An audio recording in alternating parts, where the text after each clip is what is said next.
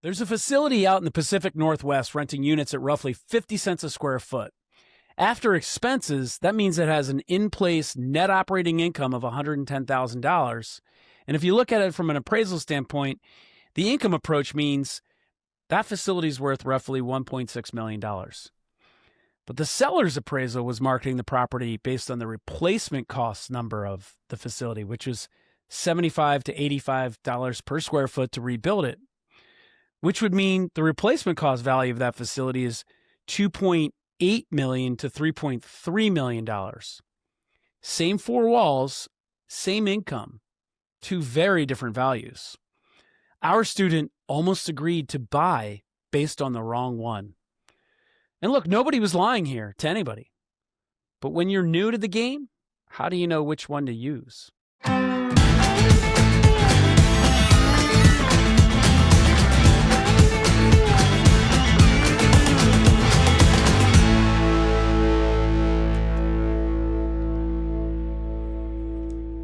I'm Joe Downs. Welcome to the Storage Moguls podcast. My company has acquired over 20 storage facilities and over $70 million in assets across multiple storage niches. I've seen this business from every angle, educated hundreds of students, and learned firsthand who succeeds and why.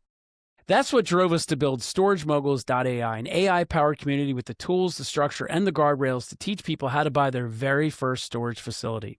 It's kind of like bowling with bumper rails. And that's exactly why we launched this podcast, to bring you the lenders, the brokers, and the industry pros, as well as the real people who've successfully purchased their first self-storage facility so you can hear their stories and learn the business from the folks living it every day. And today, I have none of them here. Instead, I have Jack Pezzino. Jack runs deal reviews for Storage Moguls, among other things. He runs deal reviews for Storage Moguls with our students day in and day out. And he's the guy sitting across from those students before they ever put in an offer. About a dozen of them bought their first facility last year after going through this exact process. Today, we're pulling back the curtain on what actually happens in the room. Why, you ask? Well, because that deal I just described is a real deal a student put in front of us and almost signed off on to purchase. And for that reason, I needed to bring Jack back on the podcast to talk about the near mistakes we're seeing out there, some of the ways to catch them, and why you should be a part of the Storage Moguls community so you don't go making those mistakes like our students almost did on this deal. Jack, welcome back to the show. Thanks, Joe. It's good to be back. I hope you have a better final answer for us this time around.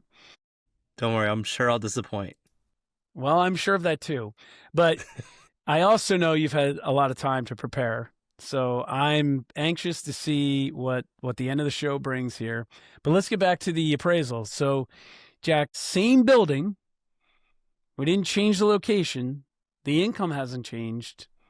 How are we coming up with two wildly different numbers? And why, Jack, are they so different?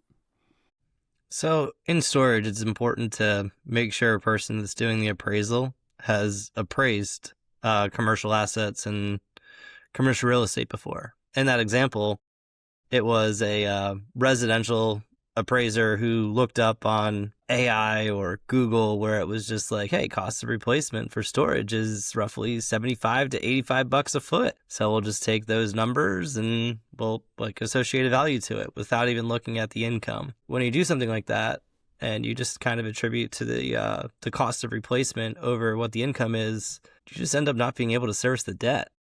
Now, let me ask you a question. I hear you. Before we go any further, I feel like you're beating up the appraiser. I think the appraiser's job, first of all, is to provide three approaches, right? The sale approach, the income approach, and the competitive sale approach, the comps approach, right? The income approach and the replacement cost approach. And I haven't seen this appraisal, but I'm assuming this appraiser did their job, residential or not, and provided three approaches.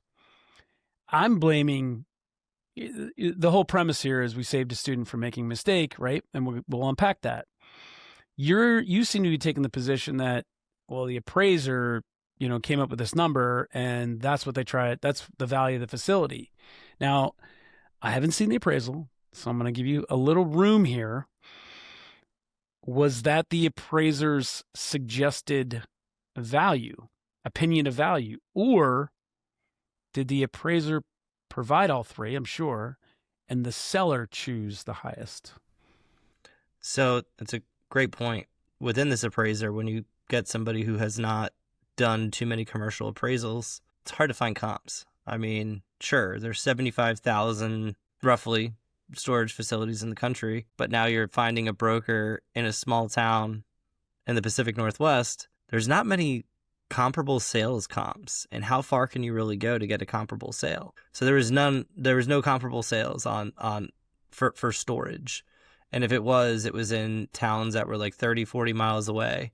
Okay, so that we would all agree that would be, even if he had a number, that would be a less reliable number, right? So which leaves the other two approaches. Yep. Were they in there? The income approach was not. The income approach was not in there, but the cost approach was. The cost of replacement. So you've seen this appraisal? Yes. Okay. So you're taking advantage of the very little room I left you to not beat the appraiser up so much, and are making me eat my own words, which is fine. Interesting. So it really was an appraiser problem, because I just assumed you were being unfair to the appraiser, and naturally the seller was just taking the highest number and listing the property for sale there. But, well, it's still a seller problem it sounds like, for not choosing a commercial appraiser. But yeah, that's interesting. Was there a reason the appraiser did not use the income approach? I did not speak to the appraiser, but it seems to be like that it comes from like lack of knowledge. I mean, they do a lot of residential, and like where it's a lot of cost comparison. Not many things that they were evaluating that produce income. Like storage is interesting because it's a business in real estate. It didn't really take any of the value of the business.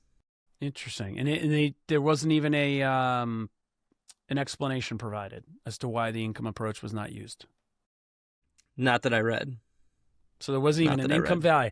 I'm finding this so hard to believe. I'm going to question you right now while we're recording this. There wasn't even a value based on income? No. That is some shoddy appraisal work right there. Sorry to all the appraisers out there. Okay, so that is so interesting. So our student was left with, here's the income, the net operating income, which is what we teach everybody to value a facility on, at least at first. Then he's staring at this wildly different appraisal number, and when you're new, especially, how do you argue with an appraisal, right? It's hard to argue with it, especially when you're new and you don't really have too many legs to stand on. And so you're looking at this deal going, well, the appraiser says it's worth $2.8 to $3.3 million in this case. So it must be, right? And how devastating would that have been had the student gone through with this deal? It's pretty important to keep when you're acquiring storage to make sure you're acquiring an asset. Here, this would have been acquiring a liability, because you essentially going for debt wouldn't have been able to service it, because the income, like, it was bringing in roughly 50 cents a foot, a little less actually once you blend it all together, where the income would not have been there to service the debt at the appraised value. Although they would have run into an issue financing it potentially. That's where the issue would have came. Yeah. With the bank. And that's also why you need to use a bank approved appraiser, because the bank approved appraisers are going to almost always use the income approach and vastly suggest the income approach over the others, because they're relying on the income of the facility to service the debt. Yeah. So folks, had he been a cash buyer, sounds like paid 2x for an asset worth half of what he paid for it. Had he gone to a lender, I think in this case he would have, all he would have found out a few weeks to months' time is that he's wasted a lot of time and money on legal and third-party reports, et cetera, to find out you're not financing this thing, right? In reality, that's how it would have gone down, right? He probably would have been out 10, 20, 30 grand maybe of expenses, and maybe up to a month or two of time. The scarier thing, this seller actually was offering seller financing. Oh. Your eyes light up, and I mean, you may have been able to get close to a 1-to-1 debt service coverage ratio, But you would have been working for about 6 to 8 years to get the value of the facility. That's actually the worst of all the scenarios. No, well, paying cash might have been worse, I guess, but that's number two. That's because in the scenario where you use lender financing, you walk away not happy, like I just said, wasting your time, and probably out a good 15 to 20 grand between legal and third-party reports, etc.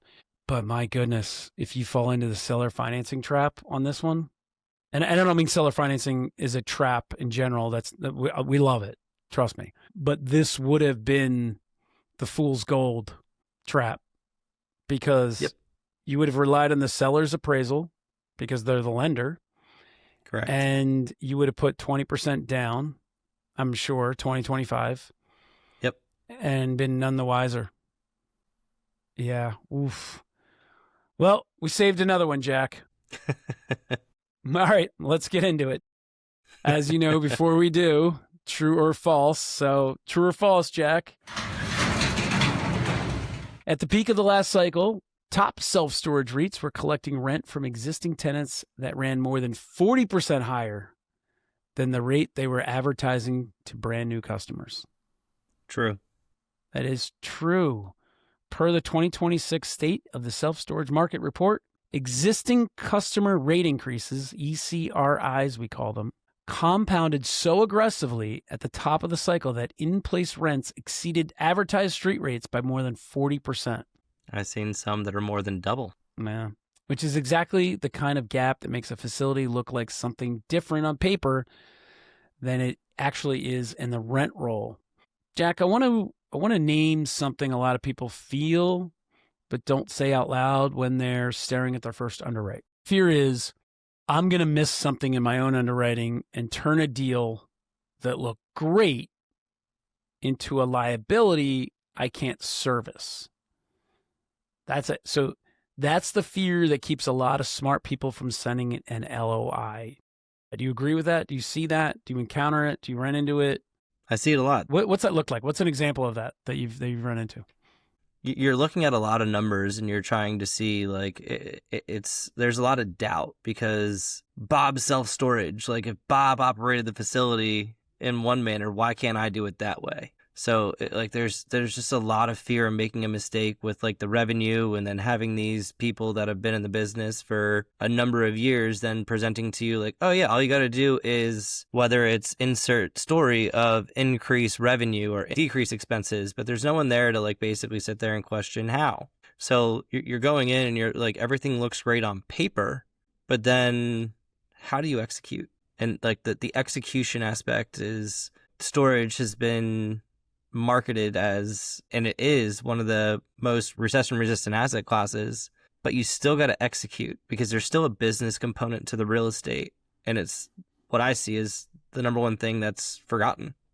Are you saying, is the message you're trying to send that just because the seller is operating in a certain way doesn't mean you can? Correct. Okay. And so I'm sure you see students just assuming you can operate it the same way. Mm-hmm. Do you see students then taking that information? You know, someone listens to this podcast and they take that nugget and they go, well, all right, I'm going to be more conservative everywhere then and make sure that I'll be able to run this no matter how bad I screw up, right? It's going to make money. Do you see people getting maybe too conservative with their assumptions? Yep. Jack, have you ever done that? I don't recall, Joe. I plead the fifth. Hey, Dr. Fauci now? Yes, I used to do that a lot. Yeah. Why don't you share with folks what you used to do when you were new? Because I want them to know it's okay. You know, a lot of people put you on a pedestal incorrectly. No, I'm kidding.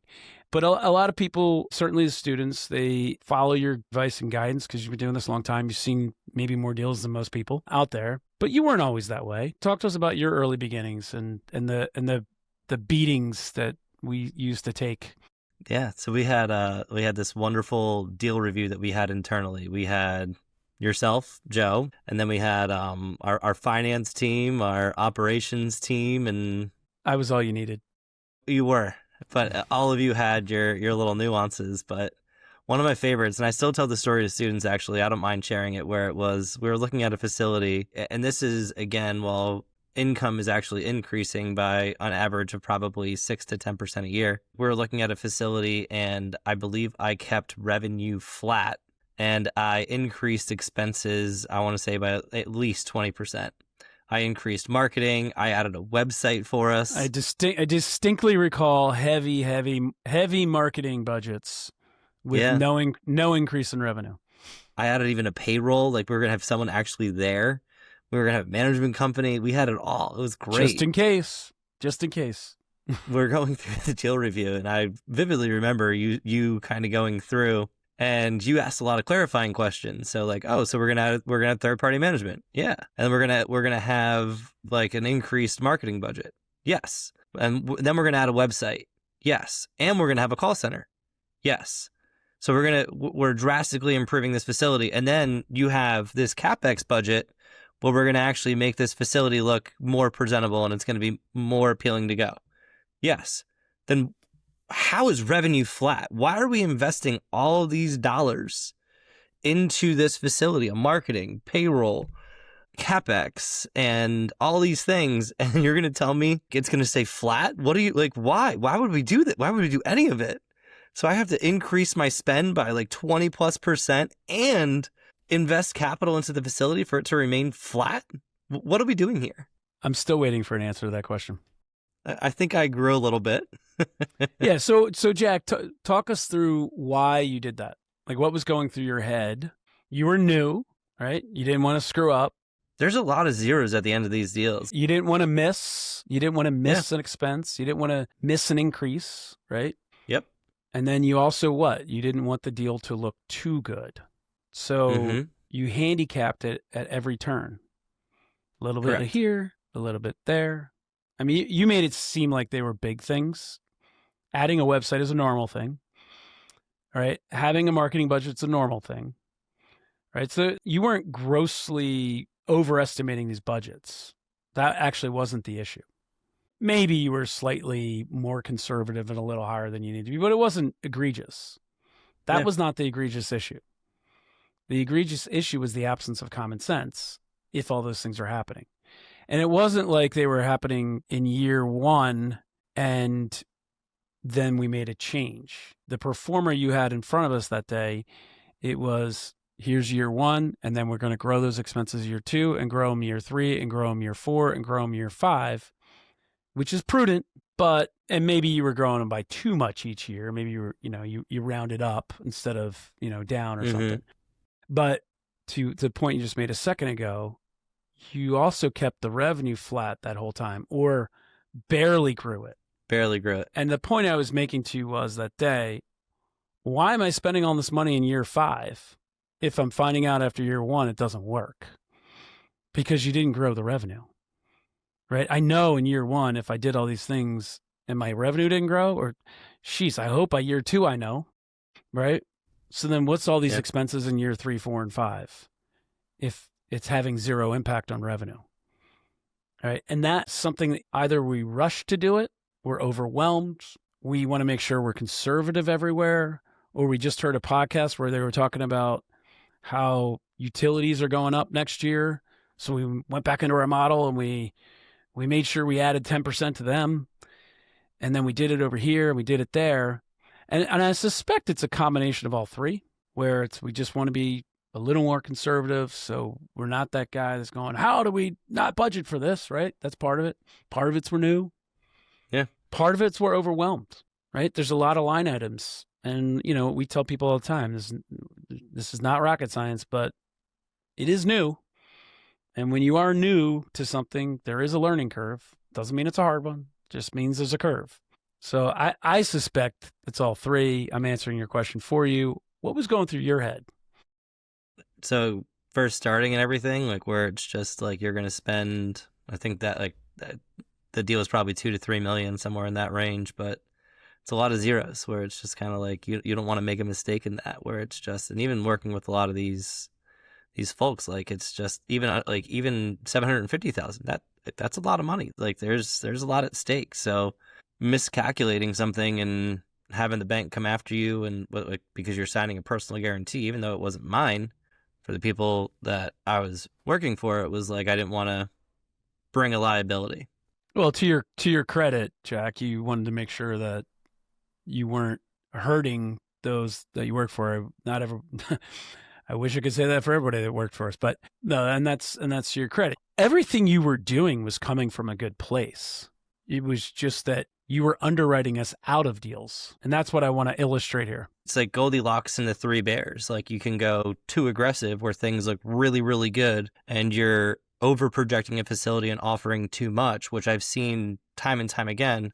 Then you can also be on the other end of that spectrum where it's just like like how I was, where it was like you go conservative over every turn and now you're offering 10 to 20% less than what the market comps are coming in at, where you're never getting a deal and eventually you're being looked at as the guy who just always sends offers and never executes. And then there's that third scenario where it's just being, and the term we use here now all the time is what's realistic. I don't want to see like too conservative. I don't want to see aggressive. I want to see what's realistic to today's market. And once you're able to be realistic and take that approach and kind of have like the real numbers that are kind of going in there, like there's some challenging conversations that we still need to have today. Like Roy, who's in the Midwest and like one of our deals in Minnesota that I looked at with a student where it was just like Roy liked to plow the snow for the facility.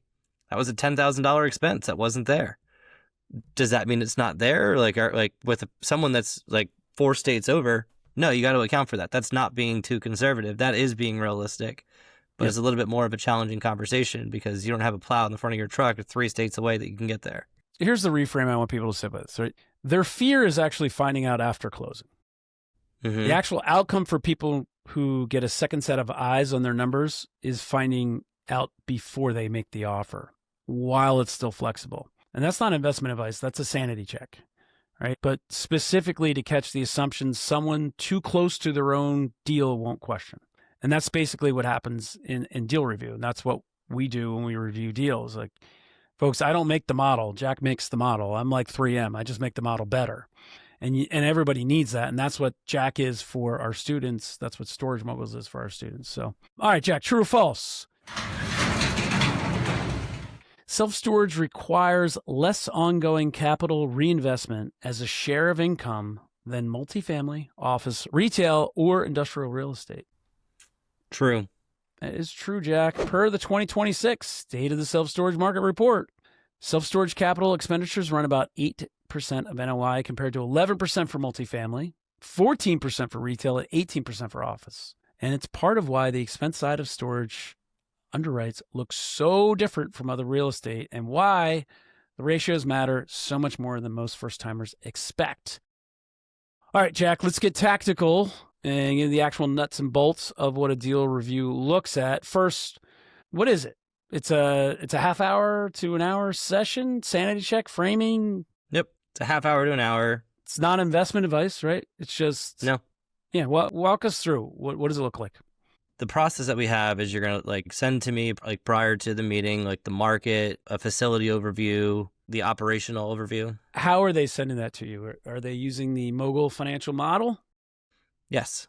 So they're going to have their market analysis uploaded into there, and then as well as send like a little blurb once they attach the Mogul model to me, where it's like, this is the market. Here's what we like about the deal. And they're starting to begin their story. But it all starts with the market. The market is going to drive your underwrite. So if you're looking at a facility that has certain metrics, whether it's like a stable population with a high poverty rate and you're growing rates by 10%, there's a sanity check there to kind of just be like, hey, like with like the stagnant population and a high poverty level, is there the means to raise rates by 10% when rates are declining by X percent?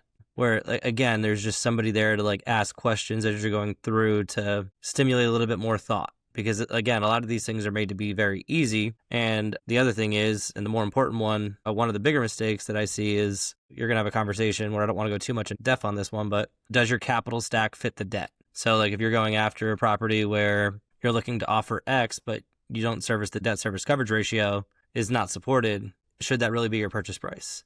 And it's kind of like explaining the in-betweens as to what happens like when you can't service debt And it doesn't mean like you're going to get the loan and like you're going to get approved and then you're going to go in there. It's more going to be like something you were saying earlier, Joe, where you're going to be in like 10, 20, $30,000 into the deal, find out like once you're in the due diligence period and like you get to that financing portion, the bank's not going to approve you.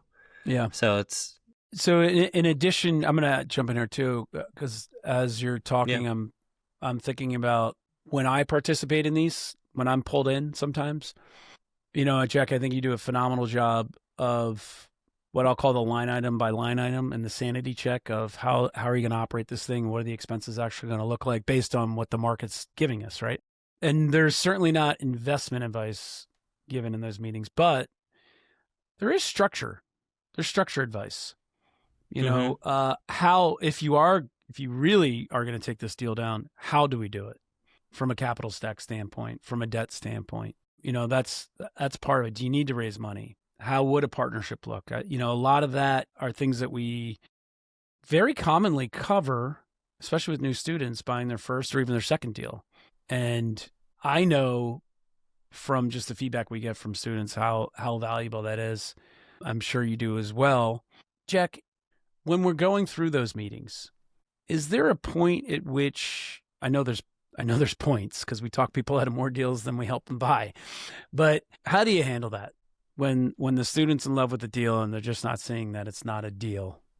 It's really kind of like going through each step where it's, again, saying everything out loud. So again, using the example we were using earlier. So it's just like, okay, so we're looking at a stable population, poverty's like 25%, rates in the market are declining by 10%, and you're going to raise revenue in the first year by 10%. Are we on the same page? And we'll ask clarifying questions. And most of the time at that point, it like clicks where it's like, wait, rates are going down 10%. I'm raising more than 10%. There's people offering promotions too, that it's like 2 months free. So can I actually do that? It's like, well, like how many facilities are offering those rates? And we kind of go into that. Where are you positioned in the market? And like we go through the different stages of that. I'm hearing a lot of market underwriting going on in those statements you just made there. And we preach it till we're blue in the face. And I just don't think some people understand it, folks. You can't underwrite a facility if you haven't underwritten the market. I know everything about the market and every comp in the market because what Jack just said is so true. So on paper, on your pro forma, you just have to raise rents each year. Year one. Yeah. Okay, cool. What's going on in the market? Oh, your competitors aren't full and they're not raising rates. They're reducing rates. So what does that do to your pro forma if you have to do that? So still we'll never understand how people are out there teaching this business without starting with the market. It's a no-brainer, but we encounter it every day. Jack, true or false? Banks currently provide the majority of financing for self-storage acquisitions in the U.S. Ooh, I'm going to say true. Would you believe it's false? I figured I was getting set up. Per the 2026 State of the Self-Storage Market Report, which we are relying heavily on for this episode, banks dropped below 50% of the self-storage lending market in 2024, a sharp decline from their historical dominance by regional bank failures and tighter capital requirements. You know who's funding? Debt funds, private credit, and CMBS conduits. I bet you there's some life companies in there, which is probably a CMBS conduit. It filled out a lot of that gap. I should say. I thought banks were around 40-ish%, so I thought they still held the share, but I knew there was a bunch of others that were in there, but I didn't know if anyone totaled more than 40%. And that's the whole industry, right? I'll bet you if we talked about only the segment that we teach, the kind of 400,000 to 2 million, that kind of sub 35,000 square foot facility range. Yeah. I'll bet you banks are higher there, but that's also where seller financing really picks up too. All right, which brings up a question I get constantly, Jack. Where do people even go to learn this stuff before they ever talk to a bank or a reviewer? So let me shift to something practical. What's actually available to somebody who's never underwritten a deal in their life, right? And this isn't a pitch. This is the stuff we built because we kept seeing the same mistakes over and over. There are free resources out there for learning how storage actually gets valued in the first place for someone who's never underwritten anything. Where else can they go, Jack? So there's AI tools out there now that, depending on the level of subscription you have in ChatGPT, Claude, Gemini, whatever you're using, like there's a lot of programs out there that can help you underwrite. You can also hire other folks out there to kind of underwrite deals for you, as well as like looking up how to create your own spreadsheet and how to create your own analysis to evaluate deals. Or if you wanted to kind of have those guardrails, there's education companies out there like Storage Moguls that give you the guardrails along the way, whether it's you're looking to do it for free, where we emphasize the market, the mid-level tier where you're kind of getting more into the evaluation, or like the top tier where it's you get the one-on-ones and go through the deal reviews with the team and have more guardrails. Let me repackage that too. What you said is true. Folks, we live in the free information age, or you can know anything you want for $20 a month, right? A subscription to ChatGPT or Claude or whatever. We live in that age now. It's virtually free. Anything you want to know, you can have these models built for you. All of that's true. But you're going to end up in the same place we were just talking about, which is how do you know the assumptions that you came to and used and the outcomes that your performa, your AI-driven performa is spitting out? How do you know that's accurate? And that's where the wisdom comes in. And you know, one of my favorite sayings about that is, if I asked you, is a tomato a fruit? And you said yes, because it is, then that you've demonstrated that you have knowledge that tomatoes a fruit. And AI could tell you that it's a fruit as well, right? But wisdom is knowing not to put a tomato in a fruit salad, right? Now, you could argue AI would know that as well, and I would agree with you. However, it's not going to be able to underwrite a deal and look at the market and question you and question your sanity on the assumptions you're making without the experience that people like Jack and I have. It's not going to happen. That's what you get in communities like Storage Moguls. It's that wisdom. It's as I said in the beginning, I think as Jack just alluded to, that's the bowling with bumper rails. You're still going to bowl the ball. We're just going to keep you out of the gutter.